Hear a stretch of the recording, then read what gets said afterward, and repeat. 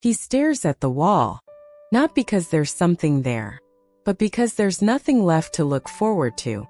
The house is quiet, too quiet. The laughter that once filled these rooms is gone. The footsteps of children are just a memory. The voice of the woman he loved is now only an echo. His hands tremble as he picks up an old photograph. A younger version of himself smiles back at him, confident, busy, unstoppable. He whispers something barely audible. I thought I had more time. But time doesn't negotiate. It doesn't slow down. It doesn't warn you when you've just lived your last good year. And now, as the sun sets outside his window, he realizes something devastating. His life wasn't missing success. It was missing what truly mattered. And he's not alone. These are the 5 regrets people whisper when it's too late to chon. Gee them. I was doing it for them. That's what they all say. Long hours. Missed birthdays. Canceled vacations. Another meeting. Another promotion. Another raise. They told themselves it was sacrifice. But here's the cruel truth. Children don't remember your salary. They remember your absence. In old age, awards collect dust. But the moments you missed replay in high definition. Many elderly people say the same thing. I wish I had been there more. Not richer. Not more successful. Just present. Because one day the office replaces you in a week. But your family never replaces the empty seat at the din. Our table. There was someone. There always is. The one they never told how they felt. The apology they never made. The I love you that stayed trapped behind pride. Maybe it was fear. Maybe it was timing. Maybe they thought there would be another chance. There usually isn't. Decades later, they still remember the exact color of her dress. The of his laugh. The day they walked away. What hurts the most isn't rejection. It's never knowing what could have been.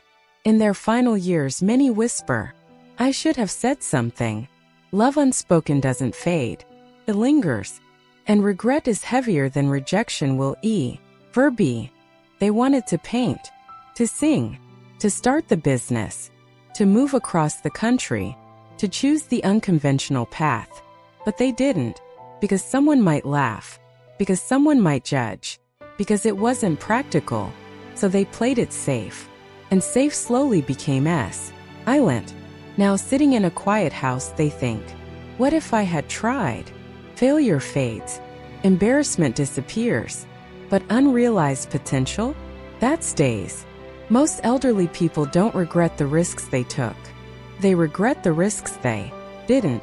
When you're young, your body feels invincible. Late nights. Bad food. No exercise. Stress as a lifestyle. You think you'll fix it later. But later turns into prescriptions. Doctor visits. Chronic pain. In old age, freedom becomes limited not by money, but by mobility. They wish they had walked more, laughed more, dressed, be less. Because health isn't just about living longer. It's about living better. And when your body becomes a prison, you realize how careless you were with the one home you truly owned. This one hurts the most. They followed expectations. They met society's standards. They checked the boxes. But deep down, and they weren't happy. They stayed in relationships that drained them, jobs that suffocated them, cities that never felt like home, because comfort felt safer than change. Now at the end the question echoes, did I really live? Or did I just survive? Happiness isn't loud. It's not glamorous. It's not always logical. But ignoring it creates a quiet ache that grows louder with time. And in the silence of old age, that ache becomes unbearable. Let me ask you something. If you could go back to your 20s, what one thing would you change? Would you call someone? Quit something? Start something? Forgive someone? Because someone reading your answer might make a different choice tonight. Regret doesn't show up suddenly. It grows quietly. One postponed dream at a time. One unspoken word at a time. One missed moment at a time.